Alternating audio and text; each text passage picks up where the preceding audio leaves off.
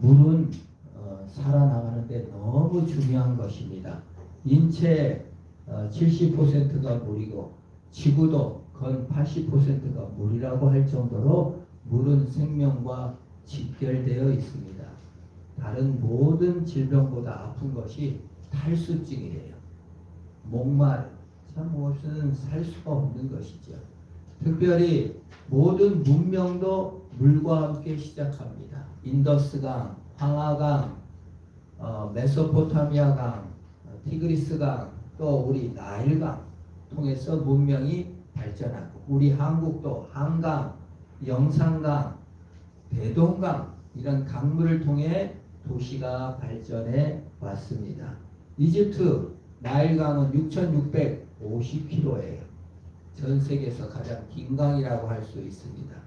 근데 그 이집트가 위치한 비옥한 삼각지, 나일강 전체의 3%밖에 안 되지만 전체 이집트 인구가 그 하류 쪽에 살 정도로 그 땅이 비옥하고 농사가 잘 되고 또 그 건축학, 기하학을 발전시켜 관계 수로를 만들면서 비옥한 애굽 땅이 되었어요. 그래서 애굽 왕국은 이 비옥한 삼각지를 통하여서 발전했고 물을 다스리며 왕이 왕권이 올라간 겁니다. 그래서 바로의 자존심, 바로의 능력, 그건 뭐예요? 풍요, 강물, 소비 이런 거에 자존심과 정체성을 두고 있는 거예요. 그래서 풍요와 소비를 따라 살기 때문에 영혼의 굶주림을 알지를 못하는 거예요. 그래서 하나님께서는 바로와 싸우는 거예요. 바로의 고집과 하나님의 영원한 사랑과의 싸움이 신앙의 싸움입니다. 인간의 고집과 하나님의 영원한 사랑과의 싸움이 믿음입니다. 인간의 고집은 뭐예요? 풍요를 신뢰하고 소비를 신뢰하고 권력을 신뢰하고 자기가 행한 것, 이룬 것, 만져놓은 것, 얻은 것에 자존심의 근거를 두고 그것을 만들어가고 자존심을 세워가는 것을 고집이라고 하고 그럼에도 불구하고 끝없는 사랑과 용서로 십자가에 죽어주시고 부활하여 사랑하는 것을 하나님 사랑이라고 합니다. 바로의 고집은 아무리 세도 100년을 넘어가지 못하듯이 인간의 고집은 100년을 넘어가지가 못합니다. 죽기 때문에 그렇죠. 하나님의 사랑과 고집은 영원하다. 그것이 성경이 우리에게 말씀해주고 있는 거예요. 네 고집이 더 낫냐? 하나님의 사랑이 더 크냐? 비교해보고 고집을 내려놓고 하나님 안에 들어라. 이것이 신앙의 싸움입니다. 그래서 바로 오늘 첫 번째 재앙, 나일강이 피로 변하는 재앙을 당하게 되는 것입니다. 근데 뭐 예고한 대로 그대로 이루어지죠. 20절 우리 한번 보면요. 모세와 아론이 앞에 있습니다. 같이 한번 읽어볼까요? 시작. 모세와 아론이 여호와께서 명령하신 대로 행하여 바로와 그의 신하의 목전에서 지팡이를 들어 나일강을 치니 그 물이 다 피로 변하고.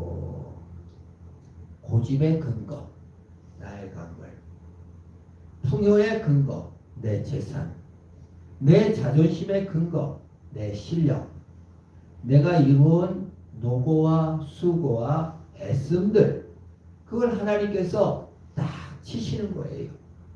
풍요의 근거가 사라졌습니다. 자존심의 근거가 사라졌습니다. 그러면 고집을 꺾을 만도 하건만 사람은요 고집 꺾기가 쉽지 않습니다. 고집과 믿음이 비슷한 면이 있어요. 다른 대안을 찾아버려요. 이게 무너지면 이렇게 생각하고 이게 무너지면 또 다른 막판까지 몰려야 두 손 두 발 들기가 드는 것입니다. 대안을 하나님께 두지 않고 자신을 더 챙기는 것이 인간이에요. 바로는 어떤 대안을 취합니까? 22절 같이 봅니다. 같이 한번 읽어볼까요? 시작. 애굽 요술사들도 자기들의 요술로 그같이 행함으로 바로의 마음이 완악하여 그들의 말을 듣지 아니하니 여호와의 말씀 같더라. 조그마한 요술의 성취를 신뢰하고 믿음으로 도도한 하나님의 역사를 보지 못하는 것을 보게 됩니다. 꼭 우리 용산에 사는 대통령과 같은 것 같아요. 대통령이 점쟁이 말을 듣고 또는 무당의 말을 듣고 부인의 말을 듣고 거대한 시민들의 함성, 민주주의를 수호하는 백성들의 마음을 전혀 보지 않아요. 자신의 권력과 자신의 참 욕망의 노예가 돼버려갖고 그 점쟁이가 한번 마친 거, 무당이 한번 마친 거에 그냥 전율해가지고 거기에 푹 심취해갖고 백성들의 음성은 백성들을 위하는 마음은 조금도 못 갖는 거와 마찬가지입니다.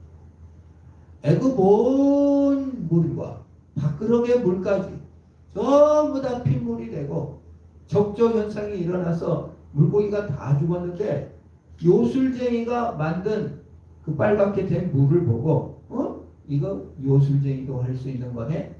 나 고집 안 꺾어. 이거는 요술쟁이 말을 믿게 된 것. 자신의 고집을 의심하지 않는 것.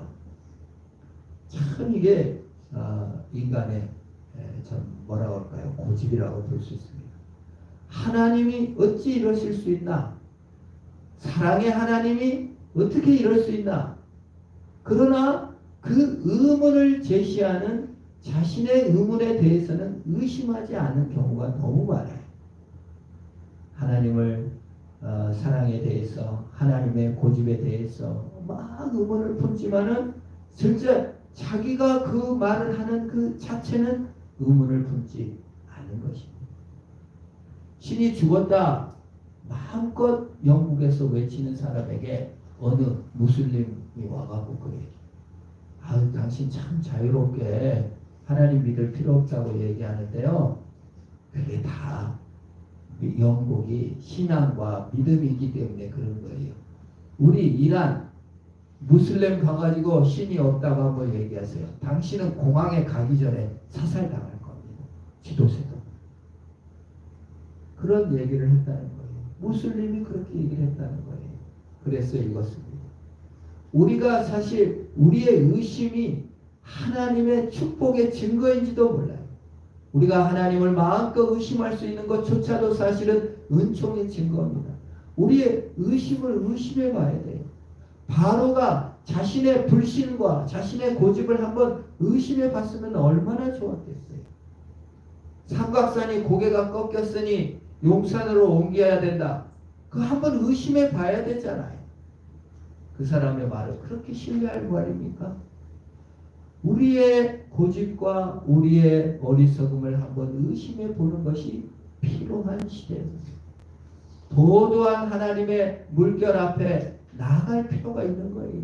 백성들은요 어떻습니까? 저는 참 이번에 내란이 일어났을 때 내란을 일으킨 사람들은 국가로부터 세금 받은 사람들이에요. 내란을 일으킨 사람들은 이득과 권력을 얻은 사람들이었어요. 그런데 국가로부터 한 푼도 안 받은 민초들이 울며 나가서 장갑차를 맞는 걸 보면서 전율을 느꼈어요.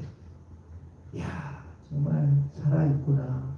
우리 시민들은 어떻게 3.1운동 때도 정말 판사들, 내무대신들 다 이런 사람들은 친일했는데 돈 한 푼 안 받은 기생들도 민초들이 나가서 왜 저렇게 만세를 외쳤을까? 저는 신앙의 눈으로 봅니다. 참 우리가 권력도 이득도 아무것도 안 돼도 하나님 그 자체의 영광을 바라보고 주님 앞에 달려오는 백성들. 그래서 우리 한국 사람들이 교회로 나와 하나님을 믿지는 않았을까 하는 민족적 축복이다라는 생각을 해본 적이 있습니다. 그럼에도 불구하고 인간은 늘 고집과 아집에 빠지기가 쉽습니다. 예수님께서는 이 고집과 권력과 부요 속에 빠져 있는 한 부자를 소환해냅니다. 누가복음 12장 19절입니다. 이 부자의 음성을 한번 우리 같이 읽어봅니다. 시작. 또 내가 내 영혼에게 이르되 영혼아 여러 해 쓸 물건을 많이 쌓아두었으니 평안히 쉬고 먹고 마시고 즐거워하자 하리라 하되. 우리 시대 자화상 같아요. 우리 시대 사람들은요, 돈이 있고 풍요가 있으면요, 그게 행복이에요. 잘 먹고 잘 살자, 이게 좌우명이에요. 많은 사람들의 마음에 야, 돈 있으면 되지, 풍요와 돈 있으면 돼. 하나님을 풍요로 대처하고 있습니다. 탐욕이 이 시대의 문화입니다. 조금 더 있어야 돼요. 그리고 조금 올라가잖아요, 고층이. 그러면 비교의 대상은 항상 자기 또래이기 때문에 나는 저 사람같이 벤츠도 없고 집도 몇 채 없고 아우 그 사람에 비해서 나는 가난뱅이에요. 비교의 대상이 항상 올라갑니다.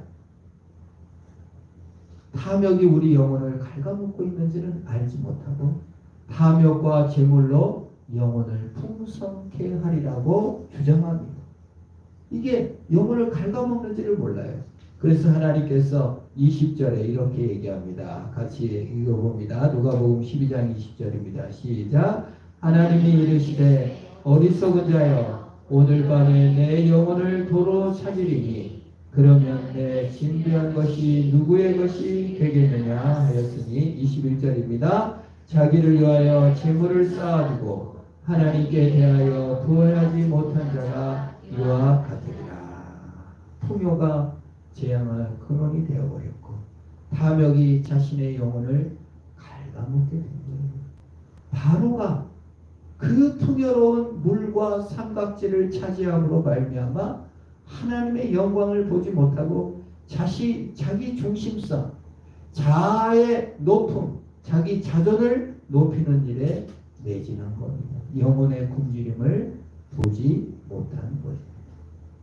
그래서 바로의 상태는요, 아주 자아 중심으로 똘똘 뭉쳐서 23절 우리 출애굽기 7장 23절입니다. 같이 읽어봅니다. 시작. 바로가 돌이켜 궁으로 들어가고 그 일에 관심을 가지지도 아니하였고 냉소와 조롱, 하나님을 아는 것에 대해서 아이고 그 별것도 아니고 별것도 없어, 요술의 하나일 뿐이야.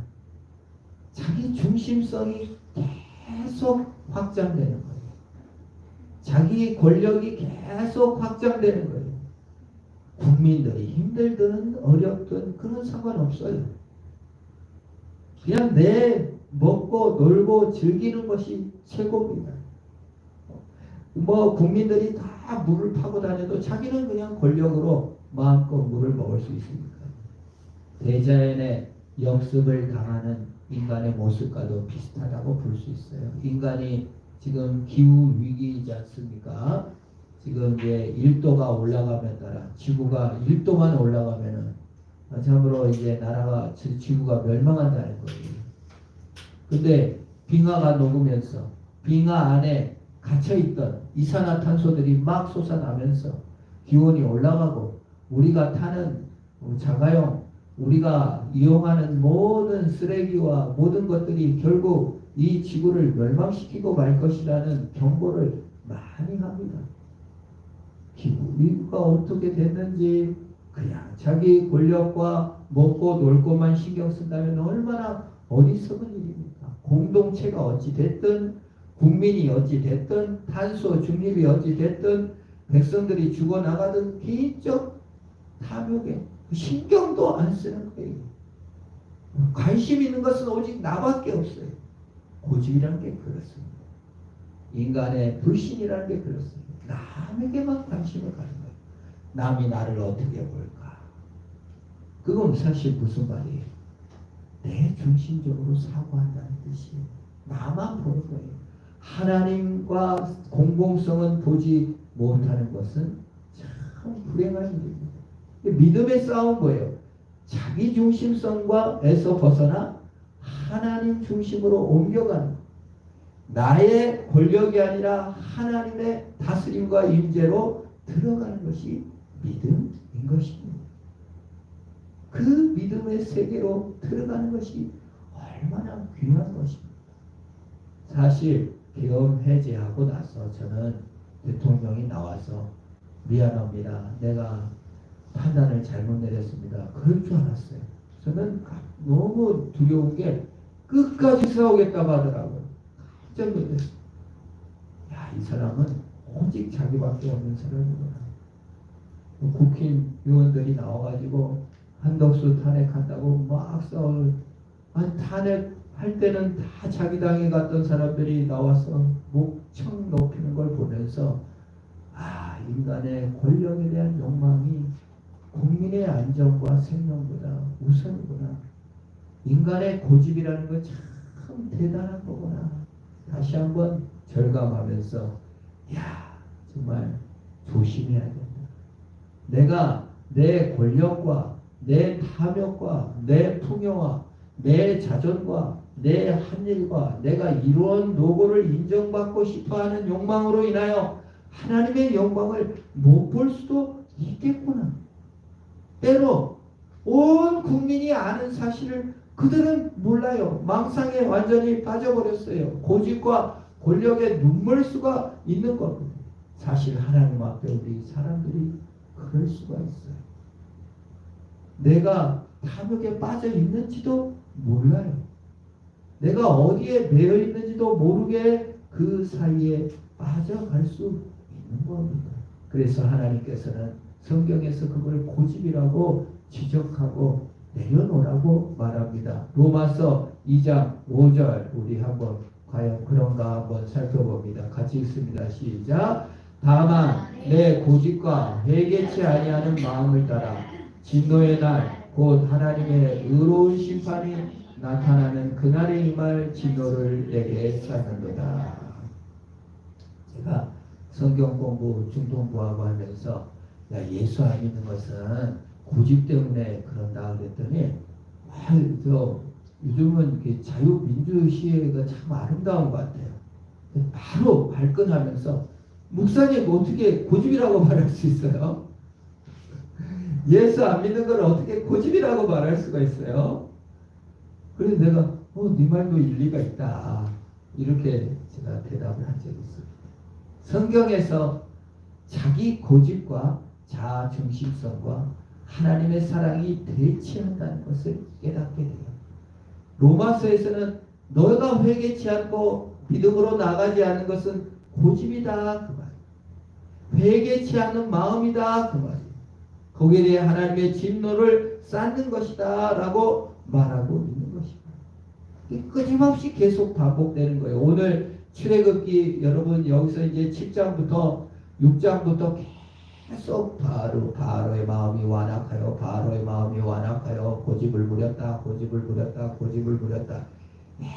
계속 반복됩니다. 바로의 투쟁이 시작되는 거예요.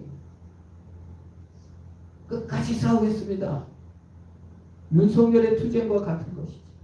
국회의원들의 투쟁과 같은 것입니다. 야구방망이와 국회의원들을 다 가둘 자리를 한 곳 두 곳 세 곳 다 마련해 놓고 그것이 뉴스에 계속 나오고 있고 막 사실이 계속 밝혀지고 있고 전 국민이 TV로 봤는데도 자기가 옳다는 거예요. 싸우겠다는 거예요. 정말 여기에 무섭지 않습니까? 저의 마음도 혹시 나도 윤석열과 같은 또 성씨까지 비슷해가지고 나도 저런 고집이 있어서 하나님에 대해서 그럴 때가 얼마나 많았는지 또 회개하는 마음도 가졌습니다.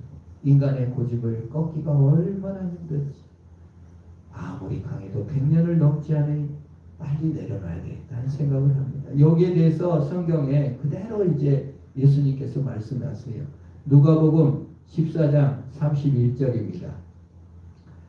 같이 한번 읽어볼까요? 시작. 또 어떤 임금이 다른 임금과 싸우러 갈 때 먼저 앉아서 1만 명으로서 저 2만 명을 거느리고 오는 자를 대적할 수 있을까 헤아리지 않겠느냐. 32절. 만일 못할 터이면 그가 아직 멀리 있을 때 사신을 보내어 화친을 청할지니라고 얘기하고 있어요. 그러니까 하나님은 뭐라고 말해요? 지금 네 이성, 네 지성, 네 감성, 네 의지, 네 인격을 헤아려서 네 고집과 네 생각과 하나님의 이성, 하나님의 감성, 하나님의 의지, 사랑과 비교해봐라.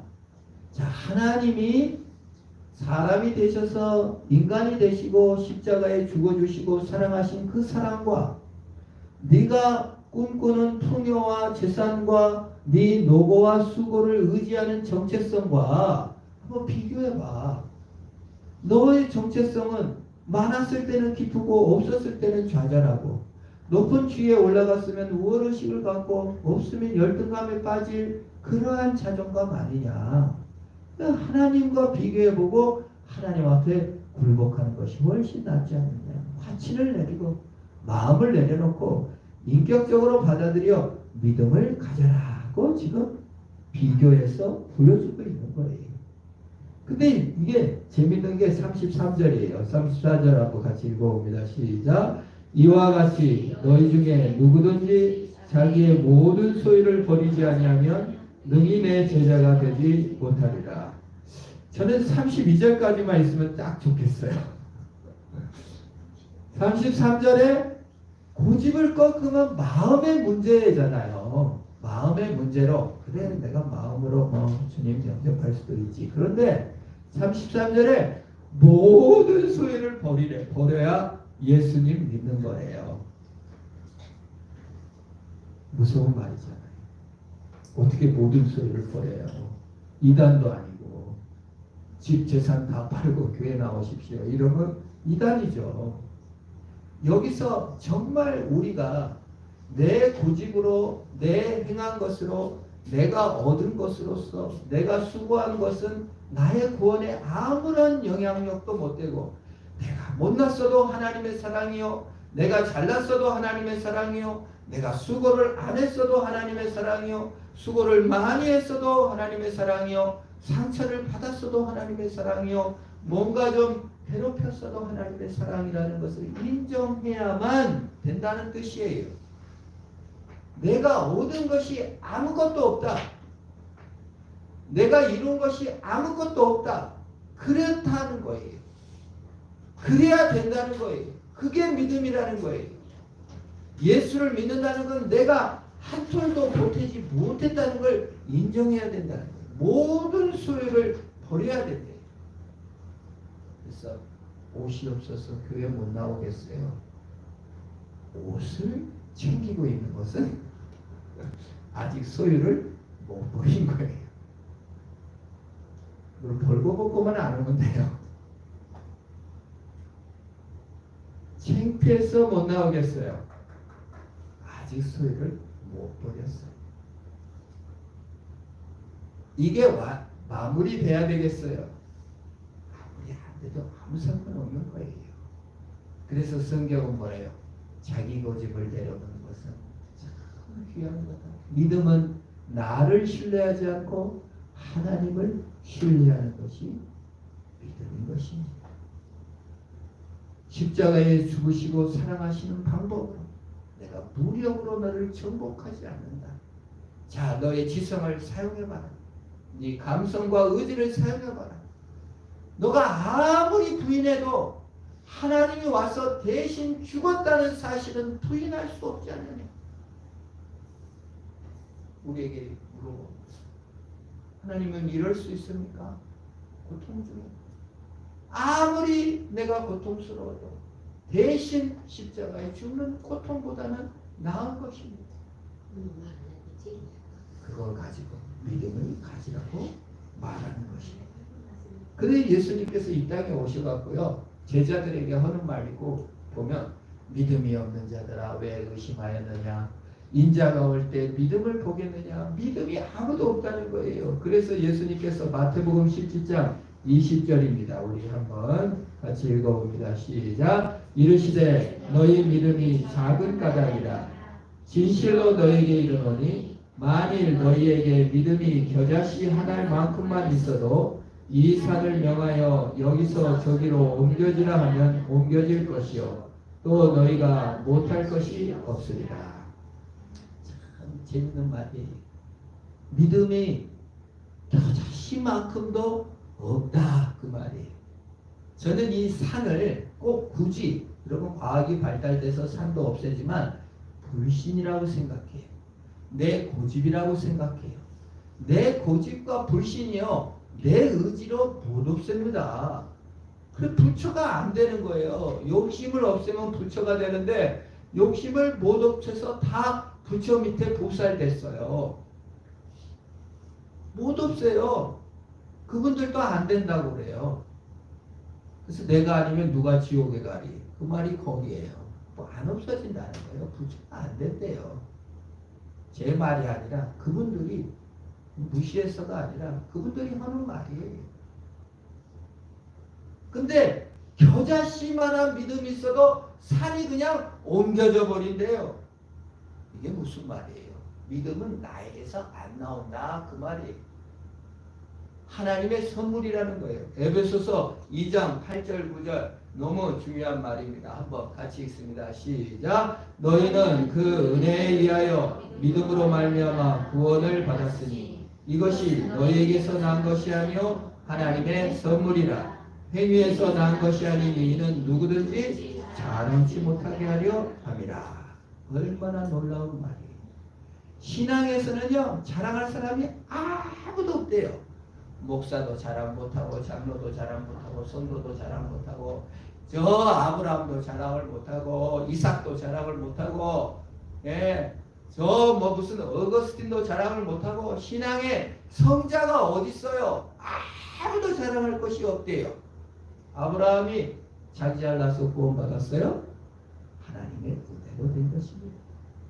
어거스틴이 자기 잘나서 구원받았어요? 하나님의 선물인 거예요. 그래서 믿음은 하나님의 선물이라고. 자랑을 하고 있다?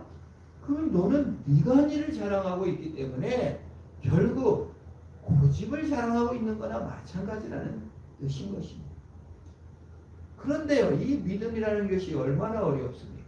자랑할 것이 없으니까 아무것도 안 하고 그냥 가만히 있으면 되겠네가 아니라 지성을 사용하고 감정을 사용하고 의지를 사용해서 그 사랑을 받아들이라는 거예요. 고집과 비슷하죠. 술 취한 것 갖고 비슷해요. 술 취함과 성령 충만. 술을 먹어야 되잖아요. 술을 취하려면 먼저 어떻게 하죠? 술을 먹어야 돼요. 술을 안 먹고 또 술이 취한 사람이 있다는 것은 있을 수 없는 거예요. 내 의지로, 내 지성으로, 내 감정으로 술이 좋아 하고 먹어야 술이 취하는 거예요. 하나님 믿는 게 좀 그래요. 하나님을 취하여 하나님이 하신 일을 받아들여야만 성령 충만을 이룰 수가 있는 거예요. 고집과도 비슷하죠. 내 고집의 근거를 뭐 풍요나 내 실력에 두는 거하고 그걸 근거를 두고 근거와 옥조로 가지듯이 하나님의 사랑에 내 근거를 두는 것이 믿음인 것이에요. 그래서 이 아마 성경이 이렇게 바로의 고집과 믿음을 비교하고 술 취함과 성령 충만을 비교해 주는 것은 비슷한데 자아 중심성을 갖고 할 거냐 자기를 내려놓고 하나님 중심으로 할까를 딱 대비해서 보여준다고 합니다. 그래서 믿음은 맡긴다라고 말합니다.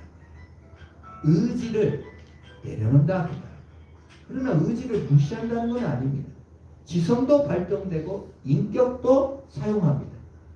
수영과 같은 것이죠. 어제 오늘 성도님과 식사를 하면서 수영을 왜 열심히 했는데 안 는다. 그래서 그만뒀다. 뭐가 힘들었어요? 이렇게. 힘을 뺄 수가 없다. 힘이 계속 힘이 젖어가지고 포기했다는 말이 들었어요. 근데 수영했어요. 힘을 빼면 앞으로 갈 수 있습니까? 힘을 뺐다는 거예요. 그래도 팔도 좁고 다리도 물장도 채하고 숨도 다서 힘을 많이 써야 돼요. 그런데 힘을 빼야 또 수영을 한대요. 이 믿음이라는 게 그래요. 믿음이라는 게 자아를 내려놓으세요. 하나님 앞에 자신을 맡기세요. 하나님께 맡기고 가만히 있는 게 아니라 열심히 교회도 나오고 열심히 헌신도 하고 순종도 해야 돼요. 내가 뭘 하고 있어요. 열심히 하고 있어요. 그런데 또 하나님께 맡겼다는 거예요. 고통도 고집도 고집이 아닌 믿음으로 우리의 지성과 인격과 감정을 가지고 하나님을 섬겨 나가는 것입니다. 이 믿음이 얼마나 어려웠던지 제자들도요, 예수님한테 직접 3년간 배우고 아주 예수님의 말씀을 듣고 탄식하듯 외칩니다. 누가복음 17장 5절입니다. 같이 한번 읽어볼까요? 시작. 사도들이 주께 여짜오되 우리에게 믿음을 더하소서. 예수님을 직접 밥도 먹고 예수님이 하시는 기적도 보고 예수님이 죽은 자를 살리는 것도 보고 막 별거 다 봤어요. 근데 제자들이 믿음이 없어요. 예수님한테 맨날 야단 맞아요. 그러니까 제자들이 믿음을 더하소서 이렇게 외치는 거예요. 우리랑 똑같죠. 저도 예수님께 아침마다 믿음 좀 주세요라고 기도합니다. 믿음이 없어요. 저도. 그랬더니 예수님께서 이렇게 대답합니다. 누가복음 17장 6절입니다. 같이 한번 읽습니다. 시작. 주께서 이르시되 너희에게 겨자씨 하나일 만한 믿음이 있었더라면 이 뽕나무더러 뿌리가 뽑혀 바다에 심기어라 하였을 것이요 그것이 너희에게 순종하였으리라. 우리 한국말에도 상전벽해라는 말이 있잖아요. 아마 큰 변화는 뽕나무같이 바다가 됐다. 그건 똑같은 예수님 말씀이죠.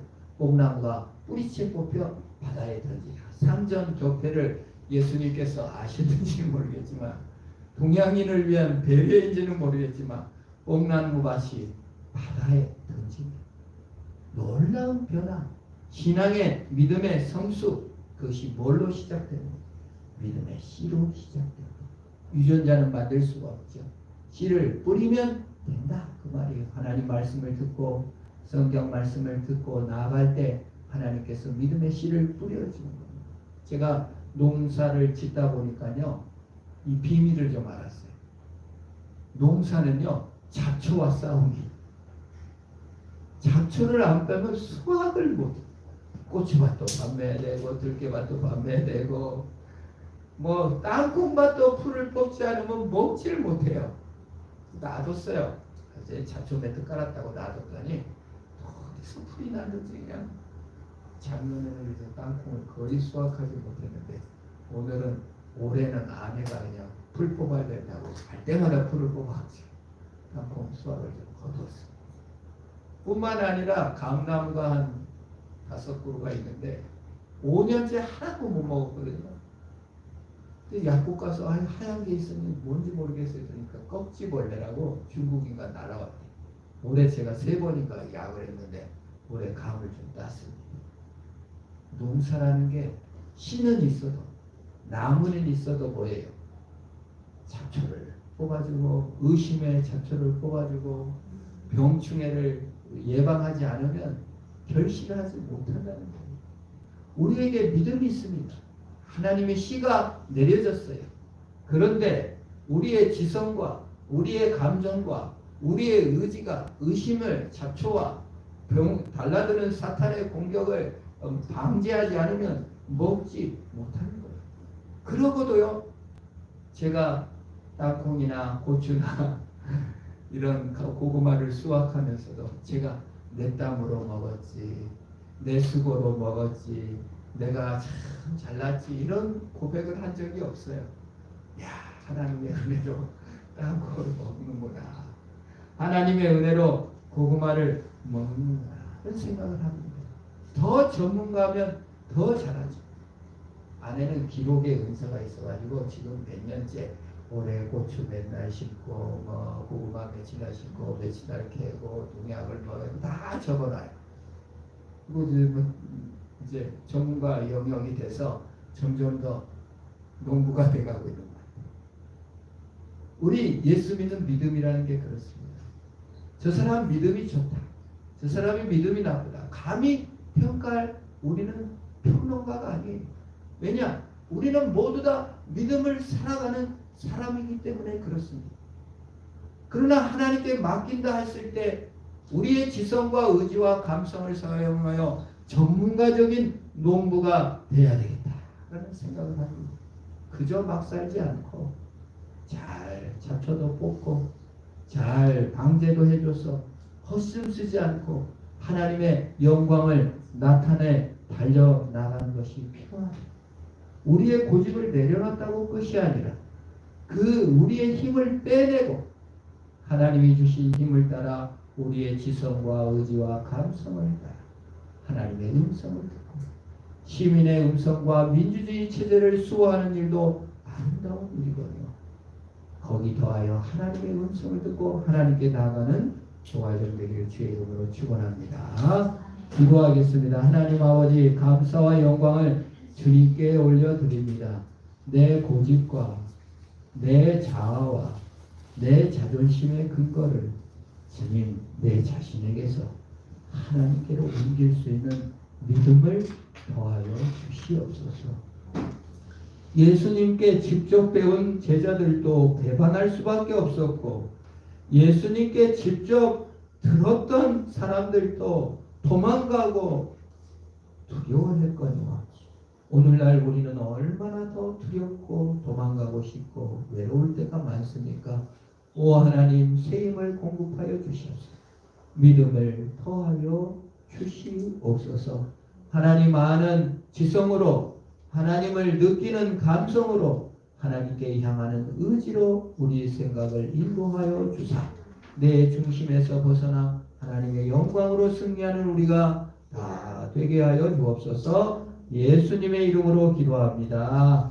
아멘. 우리 다